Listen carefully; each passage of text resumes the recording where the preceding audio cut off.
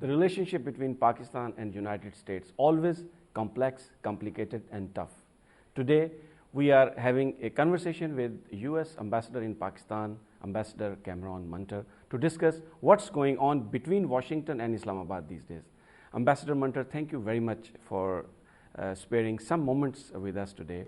I'm glad to be here, and if I can comment, I'm in Lahore because first of all, I love to come to Lahore, but second, as the opportunity to speak to LUMS, to speak to the students, and to speak about what they're doing. And on your question of the relationship of US and Pakistan, here is a monument to our cooperation, a university partly founded by the United States, and students who take the riches of what they know to the world.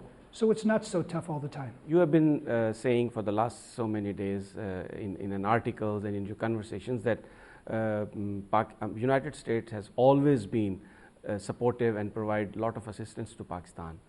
But there is a perception in Pakistan that the US government made promise under Kerry Luger bill to provide $1.5 billion every year to people of Pakistan, and that promise has not been fulfilled. Well, we tend not to measure our promise to Pakistan simply in dollars, even though, as you'd mentioned, maybe $5 billion in assistance since 2002. It's a lot of money by anyone's count. But the way to measure this, I think, is not to look at a certain amount of money as if it's a payment, because that's not the way you work in assistance. The way you work in assistance, in my opinion, is to look for results. And here, there's been critiques by the Pakistanis. I accept those critiques. We need to do a better job of showing the results of our assistance. We have spent $2 billion since Kerry Luger Berman started up till now, but we're looking for those results. People want to know. We have ideas on how we can focus on energy, on education, and we need to make sure that the Pakistani people understand what we're doing, why we're doing it, and what the monuments are. But I'll quote here a statement by Senator Richard Lugars. He said that only $300 million have been given to Pakistan, and we made a promise of $1.5 billion. Because of that, the results which we were expecting we are not getting that. Well, this is a bookkeeping question, and far be it for me to challenge Senator Lugar. He's a good friend of Pakistan, and I like to consider him a good friend of me. But the point here is that we have actually spent, not of the money that you find in a technical sense as part of Kerry Luger Berman. We spent $2 billion in the last 2 years. Now, what have we got? $500 million in flood assistance. You know as well as I, people's lives were saved.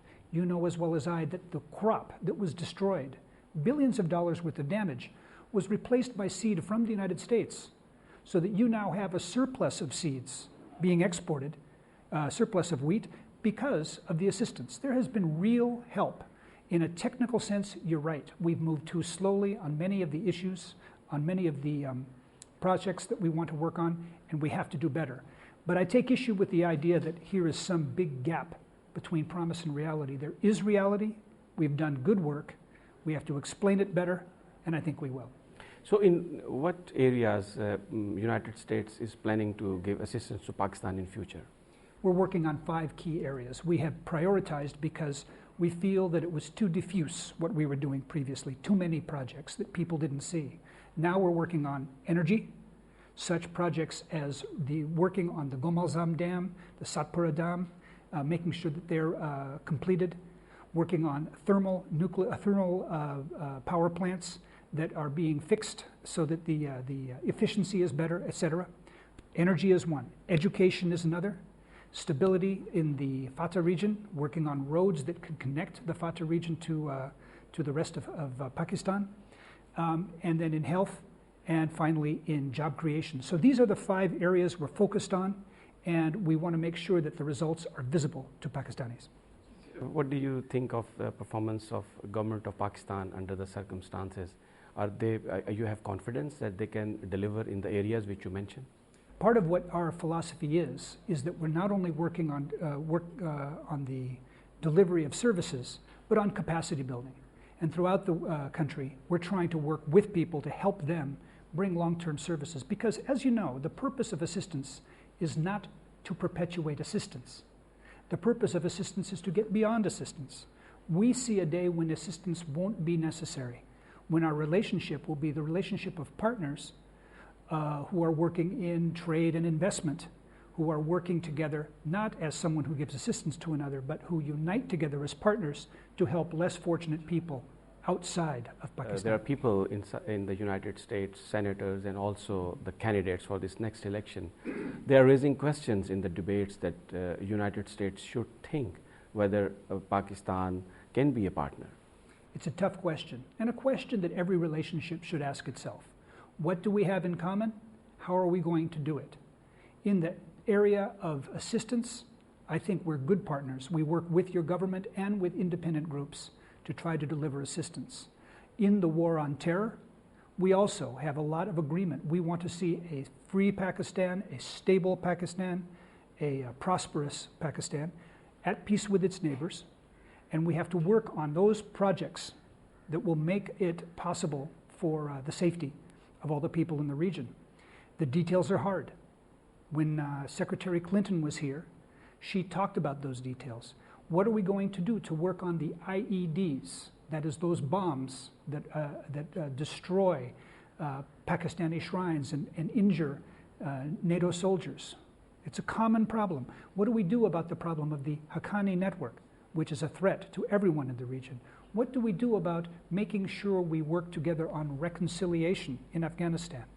Those are the details we're working out.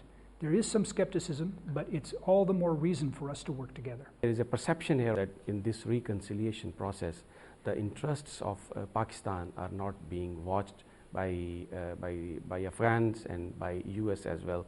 And another perception is that by allowing Indians in Afghanistan, basically it's a problem for Pakistan in future. Why America is not taking any action or any steps to address these concerns of Pakistan? Oh, but we are. We're very much in support of your brave efforts, difficult efforts, to open up with India. Very important for you to do. This is part of the future. Getting along with your neighbors involves the kind of confidence building measures that will allow trade and travel and understanding between Pakistan and India.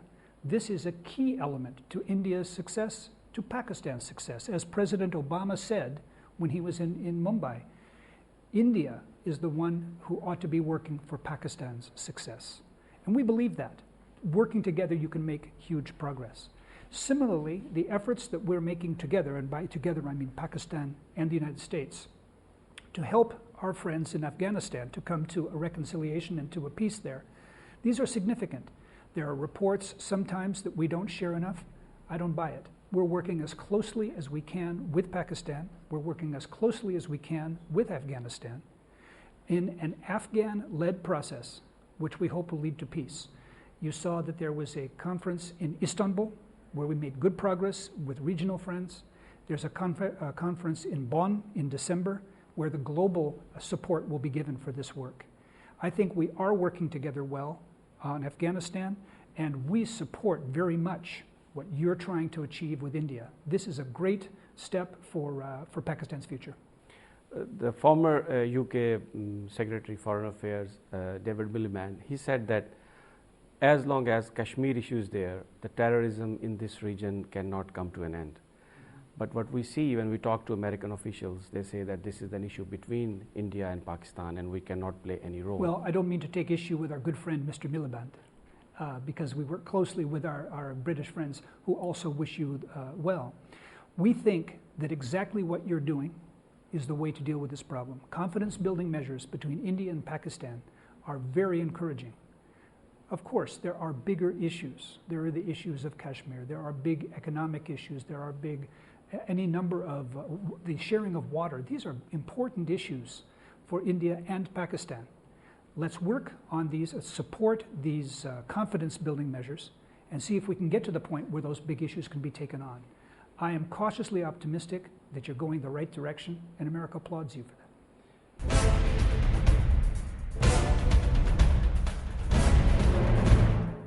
Coming back to the war on terror again, Pakistan has been called a frontline state in war against terror, but at present there is no payment under CSF, Coalition Support Fund, and also any support or assistance in Pakistan counter insurgency capability fund that is also is not being given. How come you expect Pakistanis to take decisive action against terrorists when payments are not being made, which are basically reimbursements? You know, some people choose to define our partnership in the war on terror somehow as if it's a clientistic relationship. The war on terror is a war that's everyone's war. It's not an American war. It's not a Pakistani war. It's everyone's war. People who stand for freedom, people who stand for decency, are fighting those terrorists.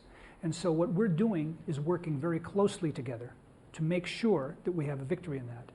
In the days of this last year, we've had difficulties, misunderstandings, the Raymond Davis case, the Abbottabad raid, the statements by Admiral Mullen. We admit these have been difficult days. We're going to continue to work through how we can come together, but it's not a question, again, I emphasize, of a payment for joining in an American war. This is a war that your people are fighting, and you've had huge losses, and we respect that. 3,000 or 4,000 Pakistani soldiers and policemen, 30,000 of your civilians. This is a huge, huge issue for you. So we believe that the point here is that this has to be something that we work on together. This has to be a combined effort, and we believe we're working through those issues with each other. Well, it's of course it's not an issue of payment, because I have spoken to a number of officials. They say it's not an issue of payment. They are of the opinion that first, Americans are not providing the assistance to enhance the capability to eradicate these terrorists, and secondly, Americans are going back, and we are the ones who are going to live here. So we have to decide how we are going to sort out the situation afterwards. But Americans, they are not willing to listen to that. Rather, they are trying to protect the Indian interest in the region. I think the key thing here is that you've portrayed it inaccurately. We are committed to staying here. There's a myth that somehow America is going to leave. The face of the American commitment from this region is going to change. After 2014, as the decisions were made in, I think, the Lisbon Conference of NATO, the security will turn over to the Afghans.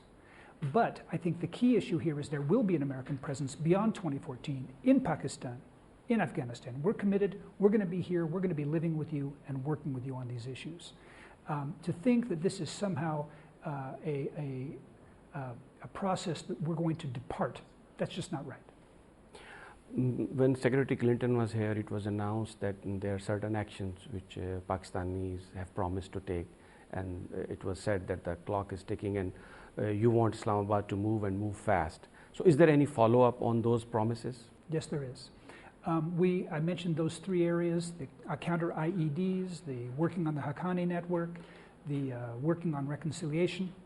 We have worked on these issues. We're working closely with our Pakistani friends, and we hope that at the time when we're all together at the Bonn conference, that we can assess the progress that we've made and see what next steps we can take. So yes, we are working together. Since you live in Islamabad, and these days a lot being said about Pakistani politics, about the relationship between the military leadership and the political leadership, let me ask you this thing. Do you have confidence in the present system? Confidence in the present system in the sense of, do I believe in democracy? Do I believe in the Constitution? Do I believe in rule of law? Do I believe in the will of the Pakistani people? Absolutely. Every country is complicated. Every country goes through difficult periods. But as long as the respect for those institutions remains, you'll always have Americans supporting democracy in your country. I would seek your comment, particularly in the context of recent visit by members of the US Congress, in which a congressman said here that President Zardari has promised to take actions, but we really don't know whether he can deliver what he's asking. So do you think the political government can deliver what the political government is promising? Look, that's the problem with democracy. There are a lot of people who make lots of comments, okay? And we are delighted to hear when our congressmen come here what their opinion is. What we look for is to work on a set of issues, whether it's counterterrorism, whether it's economic growth, whether it's cooperation with the people in the region, to see where we have the common ground and the projects we can do together. We are convinced that there is the talent and the will in this country to move ahead on those issues. We will always remind people when we think there is a better way to do things. And I want to make this clear. We don't come in and give directives. We give advice. That's what friends do. We can give tough advice sometimes, but we do it with our friends here on the assumption that we share common values, share common goals, and want to move ahead. And let me ask you again about the Kerry Luger bill. The process was slowed down for various reasons. So how do you see this assistance coming to Pakistan? Because that was a promise by people of the United States with the people of Pakistan. Well, I think what we're up against are issues now that are bigger than simply the bilateral relationship. In America, there is a big debate going on, and the big debate is about the future of our finances. Just like you hear the problems that are taking place in Europe, you have problems taking place in the United States on funding. So the backdrop, the context of that commitment that we made must be seen in the context of our financial issues. There's every intention of trying to make sure that we hold to our commitments. Whether we can do that or not will be a matter of domestic politics in the United States, whether we can hold to that. Here at the embassy, what we want to make sure is that that money that we have spent, and as I mentioned to you, $2 billion since the time the Kerry Lugar-Berman bill was passed and the end of last year. We want to make sure that that is not a question of money, but a question of results, a question of Pakistanis understanding America's commitment to Pakistan and the impact on the everyday lives of Pakistanis, whether it's in energy, education, or other key fields. And now let me ask you a question on the Memogate. In this scandal, there were ex-American officials were also named. General James Jones, he was the one who took this to the Admiral Mike Mullen. Is there any possibility of having American officials involved in this investigation? There's a lot that needs to come out, and we're relying on the Pakistani investigation, and they will make their conclusion on what happened. If they ask for any help from us, we're happy to help. But at this point, it's up to the investigation. How do you see now with the new ambassador, Sherry Rahman? Look, the future of the relation between two countries is much greater than any ambassador. Hussein Haqqani was an able man who worked hard in Washington, and I think Americans appreciated his effort. Sherry Rahman is known to many of us and respected for her principled stances and for her talent. So we hope that she can continue to be a great representative of Pakistan, maybe to tell us information that we don't want to hear sometimes, to be tough, but also to be someone who's a problem solver. We're hoping for that, and we have every reason to think that'll be the case. You have been meeting several Pakistani politicians these days, and you have met Imran Khan also. What are you talking to Pakistani politicians these days? Well, I'll talk to all Pakistani politicians. I'll talk to those in power, President Sadari and Prime Minister Gilani. I talk to people like Nawaz Sharif or Shahbaz Sharif. And I talk to Imran Khan and others because I want to understand what is going on in the country, and I want to share my ideas with them. I also want to keep the confidences of my talks with them. I try to be as open and honest and as constructive with them as I hope I'm being with you. Punjab government has announced that they would not take any funding from US government. Do you have any details or anything to let us know that how many US projects have been affected in the province of Punjab? I don't have the details on that for you, but we do respect the feelings of people in power. If Mr. Shahbaz Sharif has said that he's not interested in assistance, we're not going to force assistance on anybody. Has he formally asked the US embassy or US consulate that they would not accept the US assistance? Well, we just won't give assistance to people who don't want it. Ambassador Munter, any message you want to give to the people of Pakistan? I think that what we want to see from our Pakistani friends is that we hold them to the same standard that we hold ourselves, that they are transparent, that they are tolerant, and that they build trust. 3 T's, okay? If you are tolerant, transparent, and building trust, then you have a relationship with us that I think can be fruitful, and I hope with the people of Pakistan as well. Ambassador Munter, thank you very much for talking to us. Thank you.